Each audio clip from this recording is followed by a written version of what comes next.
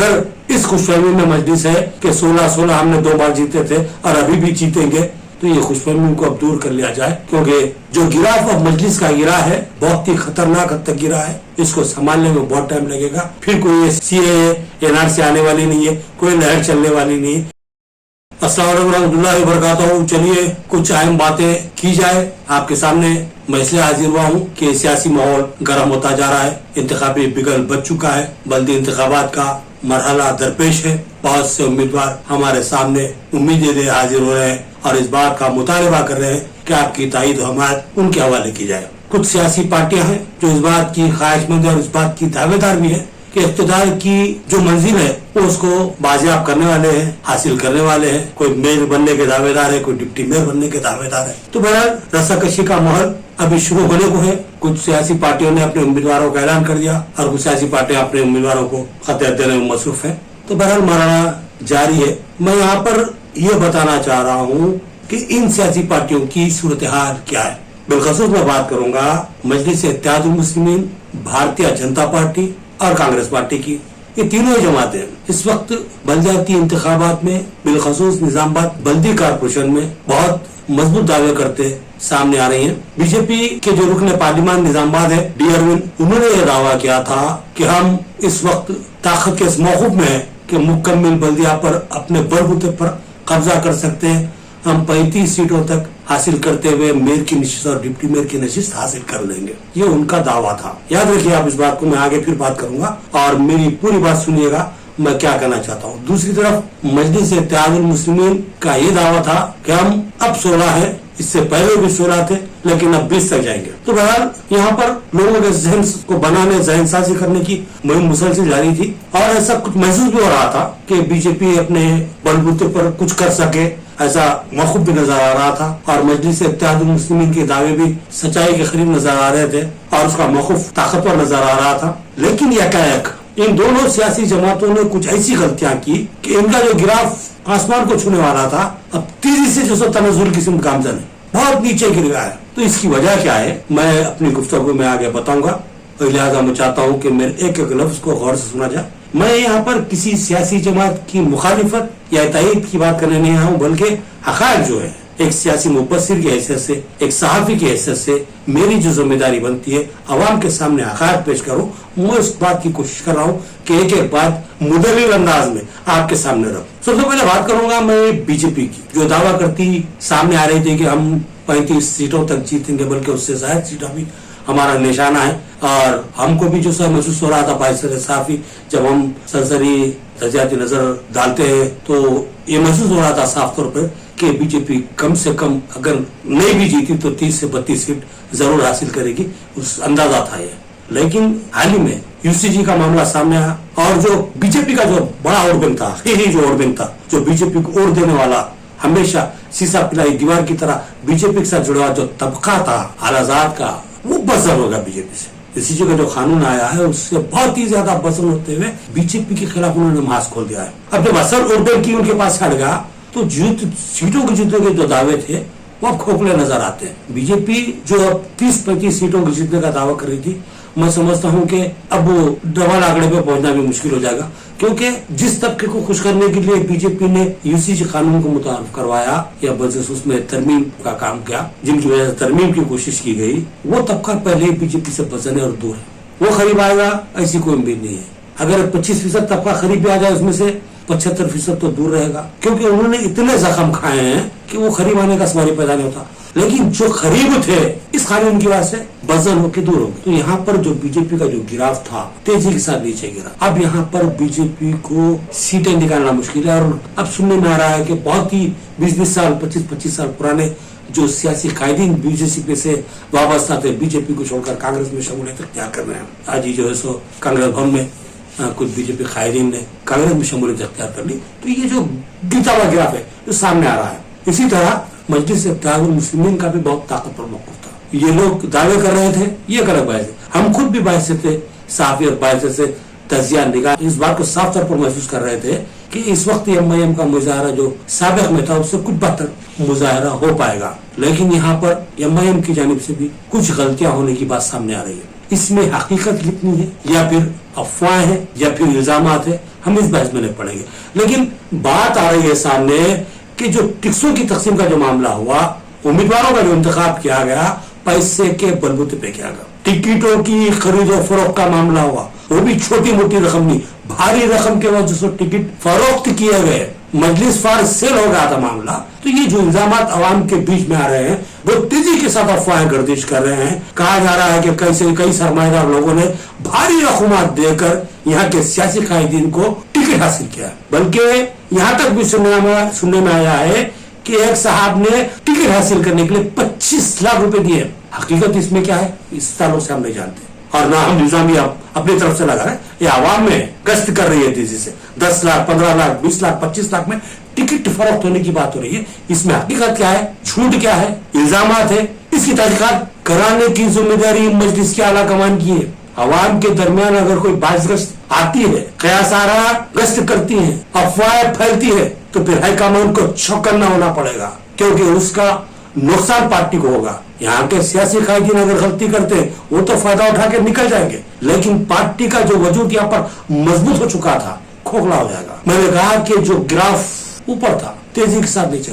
ये अफवाहें जो पैसे लेने देने की जो अफवाहें जो गश्त कर रही है, अवाम बज़म हो चुकी है। खासतौर पर दानिश्वर तबका और बिलखसूस नौजवान बहुत तेजी से उससे नाराज हुए हैं कि भाई आखिर ऐसा क्या है, हम भी जो सो तजुर्बेकार है, हम भी काबिल है, हम भी अहल है, लेकिन जो सो पैसा हमारे पास नहीं है, आ रहे पैसेदार सरमादार लोग आ रहे, कोई काबिलियत नहीं, कुछ नहीं, टिकट खरीद रहे, इलेक्शन में ठहर जा रहे। तो ये जो इस तरह की बातें चलती है तो तशवीशनाक बात है, एक तशवीश की लहर नजर आती है। अगर आखिर ये बात हकीकत है, अगर वाकई टिकटों को जो सो फरोख्त करने की बात सही साबित होती है, तो फिर सोचिए कि आवाम को जो सरेरा किसी मंडी में डालकर भेड़ बकरियों को जैसा फरोख्त किया जाता है किसी सरमाएदार के हाथों में, उसी तरह आवाम को फरोख्त करने की ये कोशिश है।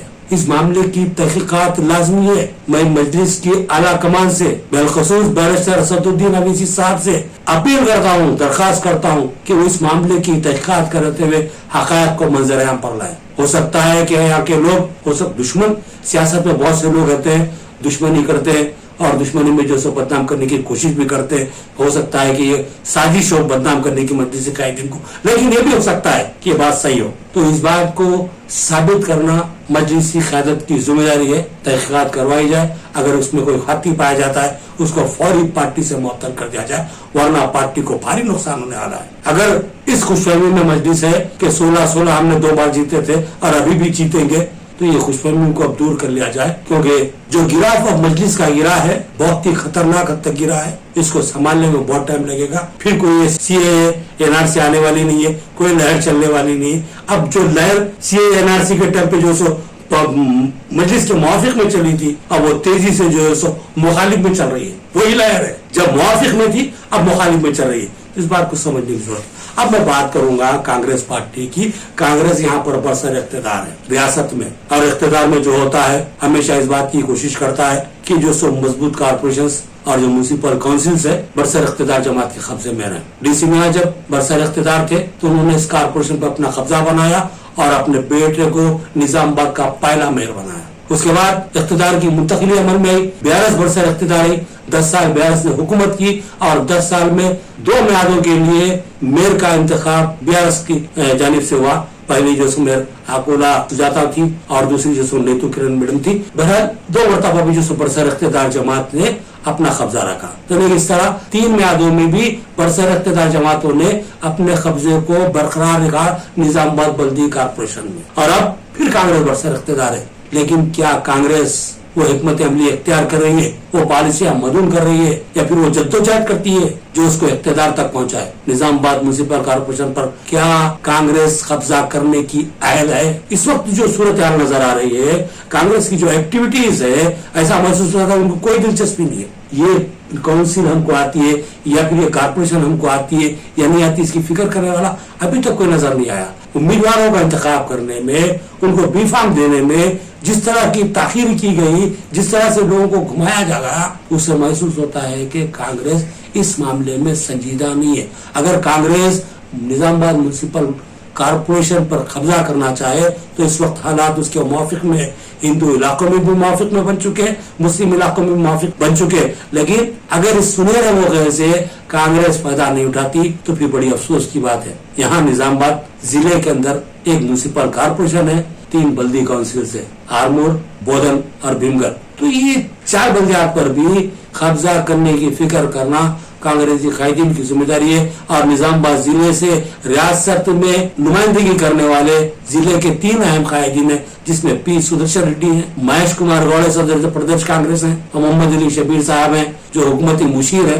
ये तीनों अहम जो कायदीन है, इनकी जिम्मेदारी बनती है कि इन बल्दियात पर कब्जे की फिक्र करें, इन बल्दियात को किस तरह हासिल किया जा सकता है इसकी कोशिश करें। वरना 3 अहम कायदीन यहाँ पर कोई खातिर खा मुजाहरा ना कर सके तो बहुत ही गलत बात होगी है।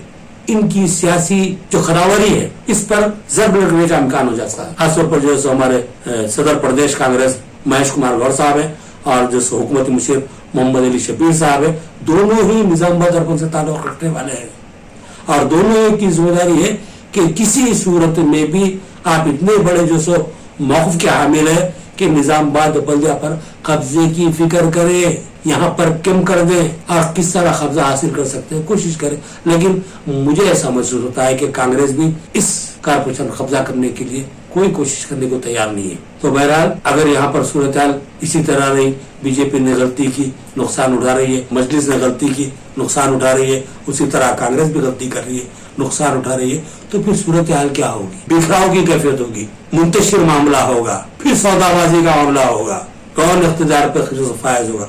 तो बहरहाल मैं अपनी इन जमातों से जो सो खासतौर पर मजलिस और कांग्रेस के कायदीन से इस बात की ख्वाहिश करूंगा कि वो अपनी इस्लाह करते हुए तेजी के साथ बल्दी इंतखाबात में सरगर्म हो जाएं, अपने उम्मीदवारों को जिताने की कोशिश करें। और मैं आवाम से भी अपील करूंगा कि मैं किसी एक सियासी जमात की तायद में नहीं, आप कांग्रेस को छोड़ दो, आप मजलिस को छोड़ दो, आप BRS को छोड़ दो, किसी भी जमात में जो आपके लिए काबिल लिहाज हो, तजुर्बेकार महसूस होता हो और जो आपके लिए जिसको अहल साबित होता हो, ऐसे उम्मीदवार को चुने जो पढ़ा लिखा हो, बाशऊर हो, अच्छी सूझबूझ रखने वाला हो, मामला को समझने वाला हो, मसाइल की यकसुई करने का जज्बा रखता हो, अहलियत भी रखता हो। तो ऐसे कायद का इंतखाब करे, पार्टी को भला ताक रखे, वो खवा हो, MIMs का हो, चाहे BRS का हो, चाहे कांग्रेस का हो, आप उसको ओढ़ दें। अगर पार्टी को देख लेते बैठेंगे तो आपको अच्छे उम्मीदवार नहीं मिलेंगे। आप अपने वार्ड में देखिए कि कौन सा जो सो उम्मीदवार आपके लिए बेहतर साबित हो सकता है, उस उम्मीदवार के हक में वोट दीजिए, ये आपके हक में बेहतर रहेगा। वरना फिर हालात दगरगु रहेंगे, मसाइल चूंकि तो बरकरार रहेंगे, लोग पैसा खर्च करेंगे, इलेक्शन जीतेंगे, फिर पैसा कमाने में मसरूफ हो जाएंगे, आपके मसाइल जहाँ के वहाँ बरकरार रहेंगे। इस बात को समझने की जरूरत है। यही बात समझाने के लिए मैं आपके सामने आया हूँ। अब मुझे इजाजत दीजिए। अल्लाह हाफिज।